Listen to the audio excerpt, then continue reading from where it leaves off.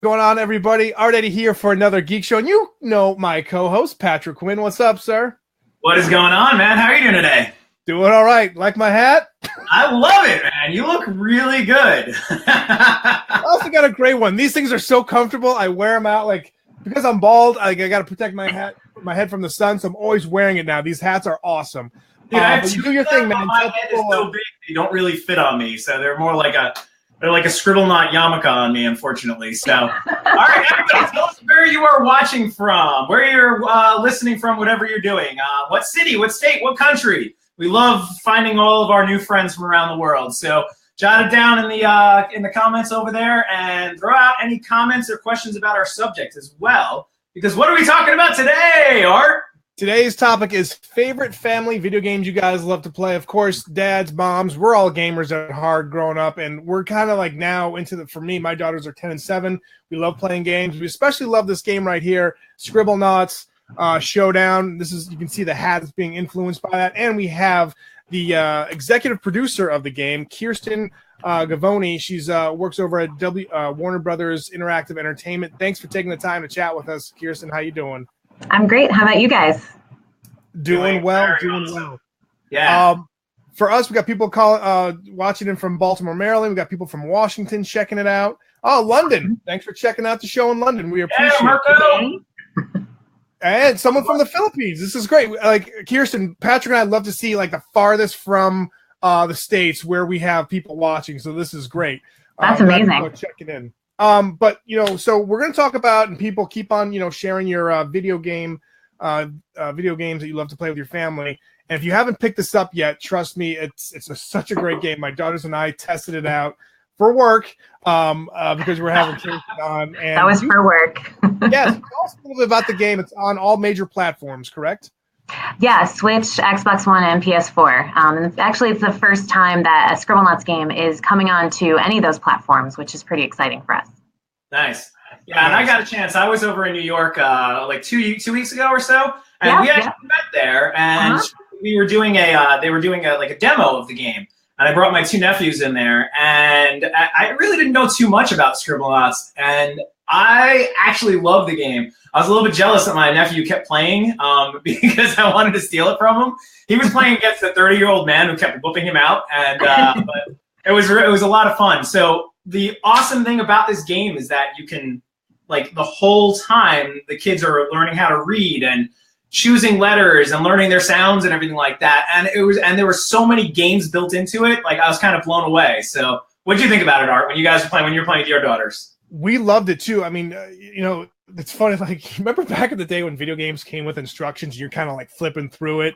Yeah. Sort of kind of flip through it. And they had you'd look at like a Game Pro and like for the tricks and trade. Now it's just like everyone's like, you should know how to play a video game, so you go play it.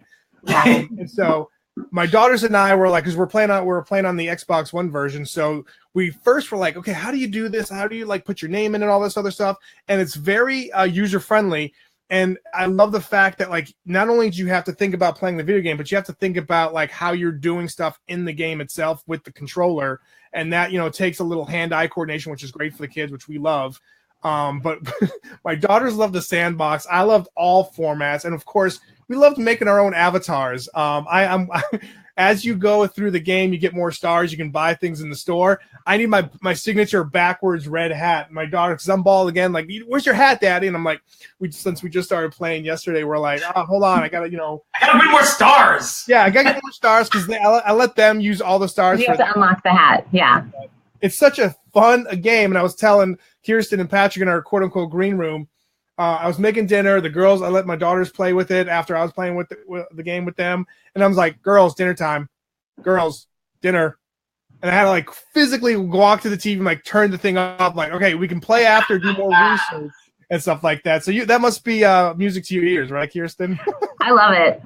And we had the same issues. Well, issues, I guess. They're not really issues, but when we would be testing the game throughout development with like the kids in the neighborhood, we certainly had like a struggle to be, to get them to stop, which is always a good thing. Nice. So yeah, it's been a fun ride and a fun experience, and I definitely think there are a lot of different things for older kids, younger kids to play. There's the wordy games that, like you guys said, are sort of what we would like to call like stealth learning, where you are, you have to kind of be creative and type in words and use those for those gameplay. And then there's the speedy games that are really just little fun activities that kind of test your hand-eye coordination. And those can even work, with even the younger set. Yeah. Hold up. We got a very important question. Kirsten, Tammy wants to know, where can I get a hat like yours? Seriously. Those have been around for a while. I think at this point, you probably can find them on eBay, but we don't like mass produce them anymore, unfortunately. I don't know. Okay. They're sort of giveaways. We can try to look for some that are stowed away, I guess. Gotcha. Also, too, speaking of giveaways, Kirsten and Warner Brothers Interactive Entertainment were very cool with us to give us 3 copies, either on which platform you guys have. So throughout this show, we're going to be giving you a chance to win a few. So stick around, make sure you have a chance to win this game. Seriously, I mean, I think like when I was playing this game with my daughters, I was like, this is family, board game night, but just on the video game scale, because like when kids are learning while they're having fun, they don't see it that way. I mean, they see that they're learning, but like it's more like, I love these interactive games that are very educational. So well done on that too. So one of the games that I played when I was on there, and this is like just so people who aren't aware of the game that can get an idea of it. There was one game where each person had to balance something on a magic carpet, I think. I remember that. Yeah. Yeah. So you get to choose. You put in letters, and you get to, and the game has, I think you said 35,000 words in it. So there's characters for each thing. So it starts with an H. So you're going through and trying to find, and I was going to write house because I figured little houses could fit on there. And I mean, this is going to be, it's not supposed to sound terrible, but under H in the dictionary, there was homeless. So I got to stack little homeless men because there was an actual little character for a homeless guy on there. Yeah. And balance it out. But that was the cool thing about it, is that there were just like every word you can pretty much think of, they can find. So the kids had to figure out like what in this word, starting with an H or an M or whatever we landed on, is going to work to balance or to, battle with. You can battle with H, ham, or somebody else might grab a hammer, and like which one's going to be better. So it makes the kids think as they're trying to do. I loved it. It was so cool. Yeah, and there's also words in there that I think pretty much every time I play the game, there's a word that I have never heard of. That you'll sort of stumble across, and then it'll, the object will be summoned as a result, and you're like, oh, interesting. I didn't know that word existed. It's almost like a fun word of the day experience, but in a gameplay wrapper.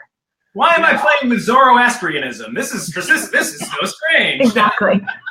American? How can that be on this game? This is crazy. But Patrick, to your point though, like while we were playing, so it said like, I think one of the things was like, obviously sometimes we're excited to like actually play the game, to go into the actual game mode, that I kept on like skipping past like the questions that you're going to need to know to make like to play really well for the game. And at one point it was like select a pet or select an animal, and so my daughter took cat, I took dog, and we're actually feeding them like the animals and stuff like that. My daughter goes, why did I make cats for people to eat? I look, because we have cats in our house. She's like, I can't believe I'm doing this. It's like Alf. Yeah, there's some, and a lot of people are like, yeah, I'm just going to skip the tutorial, but then sometimes it makes sense to watch it really quickly, but you can always go back and pause. So we definitely saw that and recognized it. So if you ever get to a point where you're like, oh, wait a second, what was I supposed to do in that game? You can always pause it and go back and watch them again.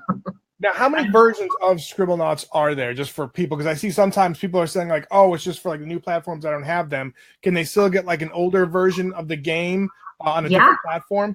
Yeah, so the original game was on, actually on the DS, was the original Scribblenauts back in, I think, 2009. And then we had Super Scribblenauts, which came out right after that for the 3DS. And then we came out with a game called Scribblenauts Unlimited. And that was on the 3DS. You could buy it on Steam or on the Wii U. And then after that, we did a DC version called Scribblenauts Unmasked. And so like every possible DC character you can imagine is in that game, with systemic gameplay and a ton of puzzles. So Yeah, there's. I can probably imagine a lot of DC characters. This guy is like oh my gosh, it's insane. Like it's really hard to stump that one. It's pretty cool. Nice. So those are all those last two games are on 3DS, PC, and Wii U. And then we also did a couple of mobile versions. So we did a mobile version of Scribblenauts Unlimited, and we did a mobile version of sort of a mix of Scribblenauts and Super Scribblenauts called Scribblenauts Remix. And both of those are on mobile now. So yeah. And you were saying earlier that you've worked on all of them, right? Or pretty much all of them? Was it just about? Yeah, pretty much. I was the producer on the first Scribblenauts game, and then have either been a senior producer, or executive producer on pretty much all of them. So really familiar with the franchise. It's definitely Maxwell and the Hat. Those are like true loves of mine. It's just been such a fun franchise to work with over the years.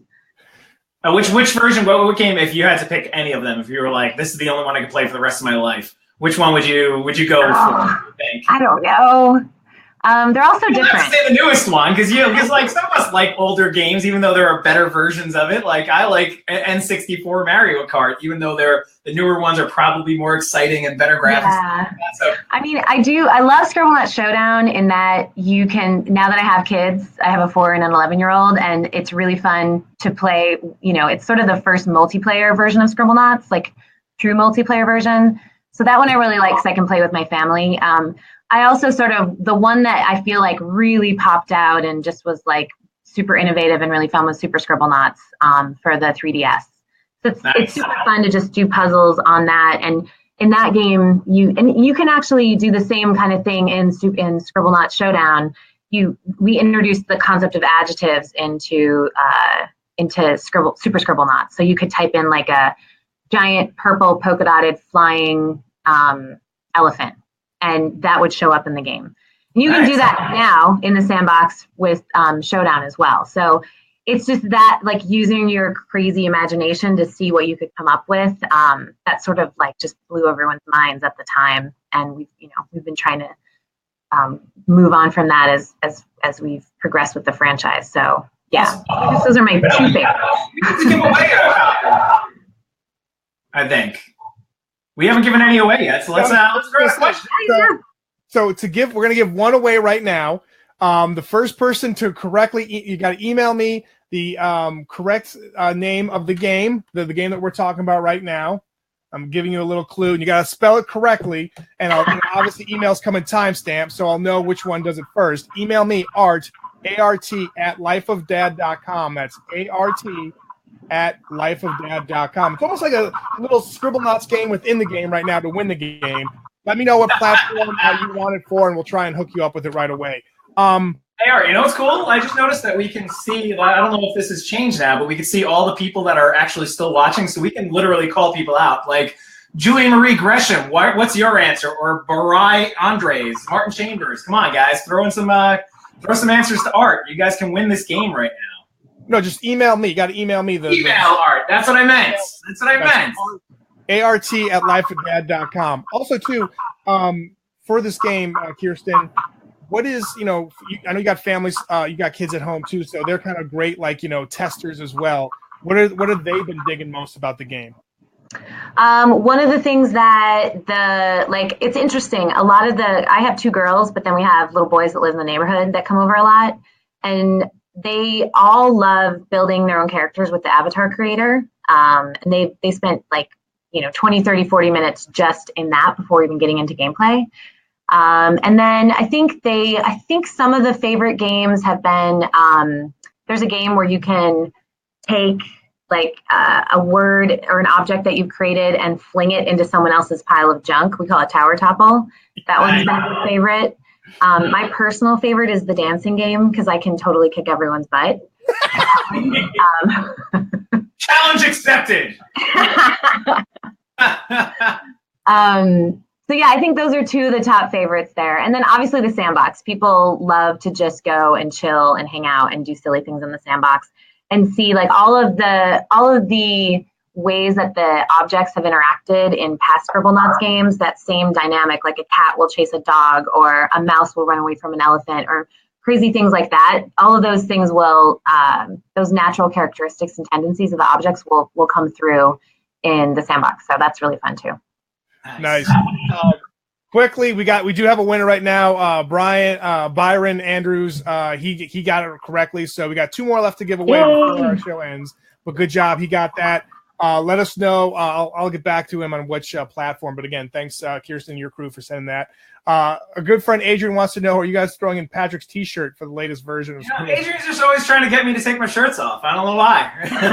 He just thinks I'm super handsome, and he's right. I mean, seriously. All right, so when you have your neighborhood friends over to play the game, I'm sure you have advanced copies. Do you have them all sign like NDAs, non-disclosure agreements, just to, or are you just like, go tell the world this because how awesome this game is? No, we have to. We just kind of keep it to ourselves during development. Yeah, but now that the game is out, we're obviously shouting from the rooftops, so it's pretty fun in that way. So, all right, which game? What game? Sorry, go. All right, you go. We'll give another game away. Like I mentioned before, back in the day, like there was the Game Pro or the Nintendo Power where you could I never buy the magazines. If my parents were like grocery shopping, I flip through at the magazine section, make mental notes or write down certain things, especially for Mortal Kombat moves or whatever. But I gotta ask Kira, Game Pro, our helper right now, is there a trick or something that we should know about for our listeners only, because maybe people don't know about it? Is there something special about the game or some hidden thing that these people, our viewers, should look out for? Like a nice little Easter egg or something. The one of the most fun, there's probably some I don't know if this is an Easter egg, but one of the most fun games that I think people have been enjoying, especially kids, there's a game where you have to eat things quickly, and if you don't sort of digest them, you throw up on screen. We even created some GIFs of it, and on social media, those GIFs have done really well for us. The throwing up, you almost have to try to fail that game a little bit just to see your character throw up, because it's pretty funny to see. Nice. That happened in our household yesterday, right before dinner. Yes. Yes, exactly. You're kind of wait a second, and if you aren't expecting it, I remember if you aren't expecting it, you're wait a second, what's happening here? I remember as we were developing the game, when the concept first came to us from our developer, they were we're going to do this. I'm I don't know about that. And then when you actually started playing it, it's super fun. So you have to try to fail that game at least once just to see your character go on. All right. So you just heard from Kirsten what that her favorite moment or the little cool gem about the game was. First person email me what that thing was, what that game version was, or what you should do by failing. I'll make it easier. If you fail at that part of the game, what happens to your character? The first person to email me correctly, art, A-R-T, at lifeofdad.com, gets a chance to win the game on the different platforms. Also, Kirsten, we have a question for you. Are the games available for phones? From Bianca LaRue. This game, Scribblenauts Showdown, is not, but there are other Scribblenauts games. There's Scribblenauts Remix and Scribblenauts Unlimited, both of which are. All right. Scribblenauts Remix has been out for quite some time. We've gotten a lot of love from Apple over the years for that game, so that one is definitely a gem. And Scribblenauts Unlimited is also pretty amazing. So you can check out the franchise with those 2 games on mobile, both Android devices and iOS devices. Sweet. I gotta say, though, this is definitely a family-friendly game. It's definitely, like I said, it's that game night you want to hang out with your family, Friday night, having a pizza and just playing the games together. It's my daughter's they even said last night, can we play tomorrow? I was yeah, sure, why not? And the next day, and the next day, and the next day. Yeah. For you, Kirsten, growing up, what was your favorite game of choice? Or before, take Scribblenauts out of it, what is your family game of choice you guys like to play at home? Growing up or now? Oh, growing up and then now. Well, growing up, the game that I remember sort of grabbed onto me was the original Zelda from NES. And I remember I got through the whole thing, and my brother totally erased my memory card. You know how you could put the big cartridge in and erase it? And I don't think I ever forgave him. I was just going to say, I hope you didn't forgive him yet. Right before the final boss battle, and he erased it, and I was Way to go, Brian, or whatever your name is. No, I've forgiven him, but yeah, that was pretty heartbreaking. So that was definitely my favorite growing up. And now, like, I actually worked, and I mean, look, I have to say, working at Warner Brothers, it's hard not to love all of our Lego games. And I worked on Lego Dimensions for a bit as well, so that was a big game for us that we played a ton of at home. And you know, the newer Lego games coming out, like the Lego Marvel Superheroes 2, that one's a pretty popular one in our household as well. So Lego games really can't go wrong from a family-friendly gaming standpoint either. So yeah, it's also so thank you so much for those games, because you said like the different games you worked on. Dimensions I thought was great. Which family in America or around the world doesn't like Legos? And then two, put that on video games, and it was fun because you put those Legos together and then you played those characters came to life. So I love it. Got to give a shout out to Amanda Smith. She got the first correction. She got the first email in with the correct answer of puking. So that's great. We got one more to give away. Patrick, why don't you do something like you can give a question or a trivia thing for someone to win? Oh man, now you're gonna put pressure on me to try to think of things that we've been talking about. All right. Which version? Because then people aren't going to be able to rewind. I was going to ask which version is available on mobile and stuff like that, but we need to make it a little bit more obvious because I think people won't get it right. I don't know. I just don't have any questions right now. You've stumped me. I could come up with one that might not be so obvious that we talked about, but yes. I mentioned it. So if you want a little bit more of a difficult one, what year did the very first Scribblenauts come out? Nice. There you go. That's easily Googleable. And if you can't find it on Google, just rewind it, and that's your homework. That's great. We're giving people some homework today on the show. I love it. Nice. Challenge everyone to play every single game. Kirsten, where can people get more information on that? Like, you guys have a specific site for, correct? Yeah, just go to Scribblenauts.com, and there's actually pre-order links to all of our main retail partners there. You can also download the game digitally from any of the first-party platforms if you just want to go straight to those, or go into your, support retail and go into your local shop, GameStop, Walmart, Target, any of those, Best Buy. So it's pretty much everywhere where games are sold. Nice. And you guys are on social media as well too, correct? Yeah, we are on Twitter, Instagram, and Facebook. And we actually have a pretty decent Pinterest page as well. There's lots of fun gifts on the Pinterest page. Sweet. What is the Christian Mingle page for Scribblenauts Showdown? The what? The Christian Mingle page. Where can they find them? Oh, yeah, I don't know about that one. You guys just totally stick with J-Date for that. I get it. Whatever. Just, I'm going to mute Patrick in a minute, but it's our time to go. Kirsten, thanks so much for taking the time to chat with us. People, make sure you pick up this game. It is very fun. It's very family-friendly. Your family will definitely enjoy it. Again, thanks again for making these great games for our families to play with. Thank you. This has been super fun. Appreciate all of the support from you guys. Yeah, we'd love to have you next time a new version's coming out or you have something else. We'd love to have you on again because, our people love seeing it, and we'll do a whole thing again. It would be great. Love it.